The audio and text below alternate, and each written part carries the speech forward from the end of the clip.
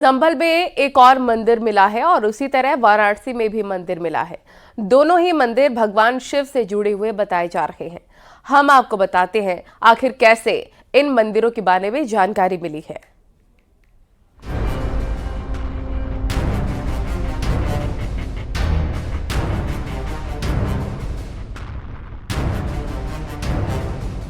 संभल में मिला है एक और मंदिर। मंदिर के गेट पर ताला लटका हुआ था।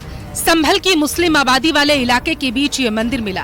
पहले संभल में कार्तिकेश्वर महादेव का मंदिर और अब यह मंदिर हयात नगर के सरायतरीन इलाके में है। पुलिस और राजस्व की टीम मंदिर पहुंची, जांच शुरू कर दी गई। मंदिर काफी समय से बंद था। 30 से 40 हिंदू परिवार पहले इलाके में रहा करते थे। मंदिर जामा मस्जिद, जहां हिंसा में 4 युवक मारे गए थे, वहां से तकरीबन 1.5 किलोमीटर की दूरी पर है। कुछ लोग दावा कर रहे हैं कि 1978 के दंगों के बाद 40 से 45 रस्तोगी परिवार के लोग यहां से मंदिर बंद करके चले गए थे और उसके बाद पूजा पाठ भी बंद कर दी गई। संभल में मुस्लिम आबादी के बीच हिंदू मंदिर मिलने के बाद अब वाराणसी में मुस्लिम आबादी के बीच मंदिर मिला। बताया जा रहा है कि ये भी शिव मंदिर है जो 40 साल से बंद था। यह मंदिर मुस्लिम बहुल आबादी वाले मदनपुरा की एक गली में है। सोशल मीडिया पर इस मंदिर के बारे में जानकारी मिली थी, जिसके बाद सोमवार की शाम सनातन रक्षा दल के कार्यकर्ता मौके पर पहुंचे। उन्होंने मंदिर खोलने की मांग की और इसकी जानकारी होते ही बताया जा रहा है कि दशाश्वमेध थाने की पुलिस के साथ अधिकारी भी पहुंच गए। ये मंदिर सिद्धेश्वर महादेव का है जो कई वर्षों से बंद है। इतिहासकारों के अनुसार ये मंदिर काफी पुराना है और इसकी शैली साफ तौर पर बता रही है कि ये मंदिर 300 साल से भी ज्यादा पुराना है। 3 स्ट्रक्चर में मंदिर बना करते हैं। एक जो है नागर शैली जो उत्तर भारत में बनते हैं, दूसरा जो है द्रविड़ शैली जो दक्षिण भारत में बनते हैं, तीसरा जो है बेसर शैली, ठीक है, जो दोनों का सम्मिश्रण से वो मंदिर तैयार किया जाता है। तो ये नागर शैली का मंदिर है। और यहाँ का जो इतिहास, जैसे मदनपुरा जो इलाका है, ये बंगाल के एक शासक हुआ करते थे मदन पाल, ठीक है, पाल वंश में मदन पाल को आप पढ़े होंगे। इसके बाद जो है उनके वंशज देवपाल और गोविंद पाल इस तरह से रहे। तो ले देकर वो एक बंगाल के मतलब एक धर्मनिष्ठ राजा रहे और उनके काशी से बड़ा लगाव था। तो इस मोहल्ले के बसाव जो है उनके द्वारा किया गया था। ये अक्सर ये बंगाली जो है परिवारों का जो है इलाका रहा है। तो यहाँ जो है मंदिर जो देख रहे हैं लगभग जो 4 से 6 साल पुराना, 4 से 600 साल पुराना ये स्ट्रक्चर लग रहा है। कोई सामान्य स्ट्रक्चर नहीं है। और इसको जो है लोग सिद्धेश्वर महादेव के नाम से लोग पुकारते रहे। यहाँ किसी कूप की भी बात होती है। अब ये खोज की और शोध की विषय है कि कहाँ कूप था, क्योंकि अभी तो यहाँ स्ट्रक्चर क्योंकि भरी पूरा जनसंख्या से भरा हुआ इलाका है। तो ये अब तो मंदिर आपके सामने है। वो घनी आबादी वाले इलाके में मंदिर की सूचना पर पुलिस पहुंची। हालांकि न्यूज़ 18 ने यहां रह रहे मकान मालिकों से भी बातचीत की है। ये देखिए मंदिर है और ये वो ताला लगा है जिसको लेकर ये पूरा विवाद गहराया है। हमारे साथ इस प्रॉपर्टी के जो मालिक हैं, जिनके इसमें अंडर कस्टडी में ये पूरी प्रॉपर्टी है। क्या नाम है आपका? मेरा नाम मोहम्मद शाहबुद्दीन। ये आपकी प्रॉपर्टी है? जी जी, बाप दादा की है। जी जी जी। तो ये कब आप लोगों ने खरीदी थी? ये तकरीबन 1931 में खरीदी गई। किससे खरीदी थी आपने? कोई राजा कांकेर थे, उन्हीं से खरीदी। कहा जा रहा है कि बंगाली परिवार के भी बंगाली थे वो, राजा कांकेर नाम था उनका। अच्छा अच्छा अच्छा। उन्हीं से खरीदी गई थी। ये 7 चौक था बड़ा, ये खाली एक मकान नहीं है। अच्छा, 7 चौक था। अच्छा, तो ये आपने खरीदी थी। उसके बाद बाप आपने नहीं खरीदी, बाप दादा ने खरीदी। तो अभी आप कौन सी पीढ़ी है? जब खरीदी गई थी उसके बाद आप कौन सी पीढ़ी है? चौथी नहीं, अरे चलिए चौथी या 5वीं जो भी है। तो ये बताइए कि ये ताला कब लगा, आपको पता है? नहीं, कुछ नहीं मालूम। जब आपने अपने होश संभालते? नहीं देखा है कभी। अच्छा, बिल्कुल नहीं देखा। जब आपने होश संभाला तभी ताला लगा था? हाँ, ताला लगा। कितनी उम्र है आपकी? हमारी 47 साल उम्र है। 47 साल उम्र है, तभी ताला लगा था। ताला लगा तो था। आपने अपने बुजुर्गों से पूछा कभी कि ये जब, क्योंकि अब तो 24 घंटे हो गए इस विवाद को, तो बुजुर्गों से आपने पूछा कि ताला कब लगा, क्यों लगा, कैसे? असल में हमारे बुजुर्ग लोग गुजर चुके हैं, कोई है नहीं यहाँ पे। पूछे बड़े लोग से पूछा भी तो जब से हम लोग देखा बनी है। पहले संभल में 2 मंदिरों का मिलना, फिर वाराणसी में एक और मंदिर मिलना चर्चा का मुद्दा बन चुका है, जिसके बाद ये सवाल उठ रहे हैं कि ना जाने ऐसे कितने मंदिर हैं जिनके बारे में अब तक कोई जानकारी ही सामने नहीं आ पाई।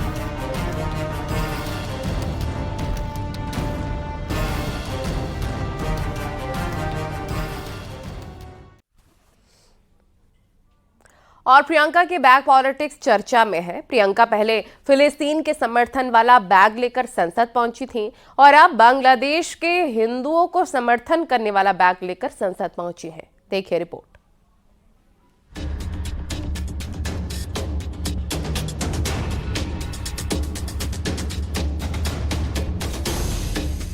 प्रियंका गांधी के बैग सोशल मीडिया में चर्चा का मुद्दा बना हुआ है। प्रियंका संसद में एक बैग लेकर पहुंची जिस पर बांग्लादेशी हिंदुओं और ईसाइयों के साथ खड़ा होना लिखा था। इससे पहले प्रियंका फिलिस्तीन को समर्थन करने वाला बैग लेकर पहुंची थी जिस पर फिलिस्तीन आजाद होगा लिखा था। इस पर विवाद गरमाया हुआ है।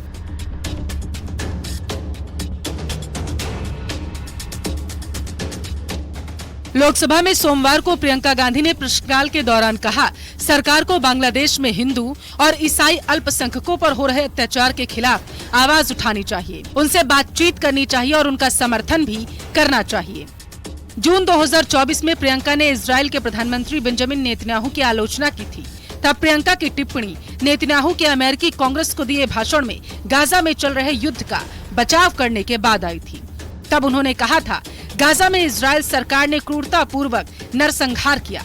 अब जब प्रियंका फिलिस्तीन के समर्थन वाला बैग लेकर पहुंची तो सीएम योगी की इस पर टिप्पणी सामने आई।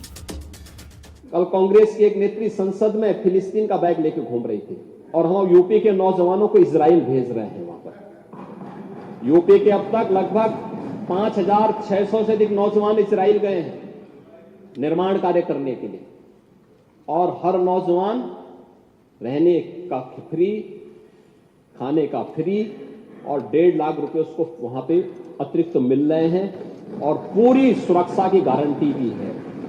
प्रियंका के बैग चर्चा और विवाद का मुद्दा बन चुका है।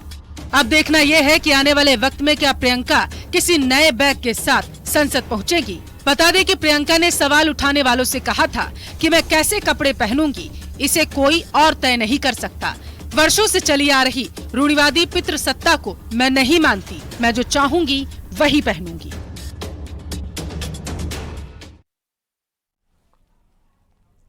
आगे बढ़ते हैं। मेरठ में गंजे सिर पर बाल उगाने की दवा लेने के लिए भीड़ इकट्ठा हो गई। सिर से गायब होते बालों को झड़ने से रोकने के लिए हर जतन कर चुके लोग लाइन में लगकर खड़े हो गए। बाल उगाने का दावा करने वाले 20 रुपए दवा सिर पर लगाने और 300 रुपए की तेल की शीशी बेची जा रही थी, लेकिन किसी को खबर नहीं थी कि जो दवा लगा रहे हैं वो खुद गंजे हैं। बिछड़े बालों तुम पे मैं कुर्बान, जुल्म के पंजों में हूँ मैं भी अब गंजों में हूँ, सिर हुआ वीरान। जिस गाने के बोल को आपने सुना, इसे अभिनेता अनुपम खेर ने साल 2022 में सोशल मीडिया पर अपलोड किया था। अब आप सोच रहे होंगे कि इस गाने से जो तस्वीर हम आपको दिखा रहे हैं इससे क्या संबंध है, तो माजरा ही कुछ ऐसा है जो हमें इस गाने को दोबारा सुनाना पड़ा।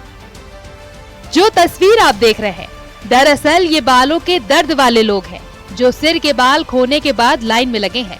इनकी ख्वाहिश है कैसे भी सिर पर बाल उग जाए। भीड़ से अंदाजा लगाया जा सकता है कि गंजेपन के शिकार लोग कितनी दूर दूर से आए हैं और बालों को उगाने की दवा लगवा रहे हैं। लेकिन इसमें भी एक लोचा है जो किसी को नहीं दिख रहा है।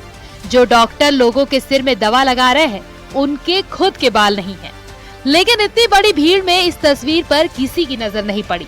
दिल्ली से आए बाल उगाने वाले स्पेशलिस्ट क्या कह रहे हैं, सुनिए। ये बालों की दवाई लग रही है मेरे भाई, शिफा की दवाई है। हाँ जी, लोग तो विदेशों से भी आ रहे हैं। हिंदुस्तान का ऐसा कोई सा कोना नहीं जो नहीं आ रहा हो, हर जगह का आदमी आ रहा है। आराम की बात मैं तुम अपने मुंह से तारीफ नहीं कर रहा, बंदे बता देंगे अपना जो लगवाने वाले दवाई। छत पर पूरा ट्रीटमेंट चल रहा है, सीढ़ियों से एंट्री हो रही है। हर शख्स से 20-20 रुपए लिए जा रहे हैं। यानी सिर्फ 20 रुपए में बाल उगाने की बात की जा रही है। 300 रुपए में बोतल दी जा रही है। ये खबर जैसे ही फैली कि सिर पर सिर्फ 20 रुपए में बाल उगेंगे, तस्वीर क्या है आप खुद ही देख सकते हैं। मेरठ के लिसाड़ी गेट के समर गार्डन में बाल उगाने की दवा लगवाने के लिए गंजे लोगों की भीड़ इस तरह उमड़ी कि सड़क पर जाम लग गया। भीड़ इतनी हो गई कि लोगों को टोकन देकर लाइन में खड़ा कराया गया।